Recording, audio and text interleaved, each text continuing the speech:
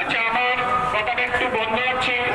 এখন আমরা একটি সহযোগিতা পেয়েছি আমাদের গণমঞ্চের জন্য, গণঅবস্থানের জন্য, যেখান থেকে পেয়েছি 200 কেজি চাউল, সয়াবিন 10 কেজি, সবজি 25 কেজি, সিম 1 বস্তা, লবণ 1 বস্তা, ডাল 30 কেজি, আলু 30 কেজি দিয়েছেন ত্রিপুরা তপশিলি জাতীয় সমন্বয় সমিতি।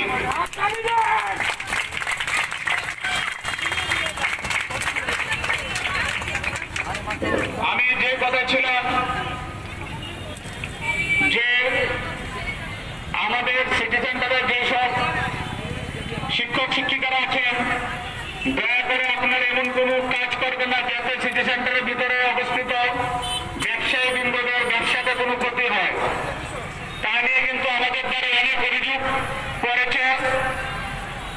তাই আপনারা যথাসম্ভব সিটি সেন্টার ত্যাগ করে ধর্মমঞ্চে এসে বসুন। আপনারা বাড়ি থেকে বেরিয়েছেন ধর্মমঞ্চের উদ্দেশ্য করে, সিটি সেন্টারে বসার উদ্দেশ্য করে নয়। তাই সকলের কাছে ব্যক্তিগত এবং কমিটির পক্ষ থেকে অনুরোধ, আপনারা ভিতরে এসে বসুন এবং রাস্তার কিনারে যারা আছেন রাস্তাতে ভিড় করবেন না, আপনারাও ধর্মমঞ্চে এসে বসুন।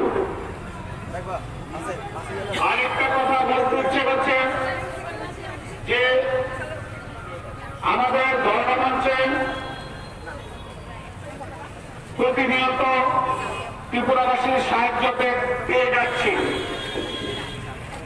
তাই আমাদের ধর্মমঞ্চ চালাতে কোনো অসুবিধা নয় যতদিন না আমরা আমাদের চাকরি আদায় করে যাচ্ছি। এটা আমাদের একটা মনে রাখতে হবে, যেহেতু আমরা এখানে বসেছি, আমরা চাকরি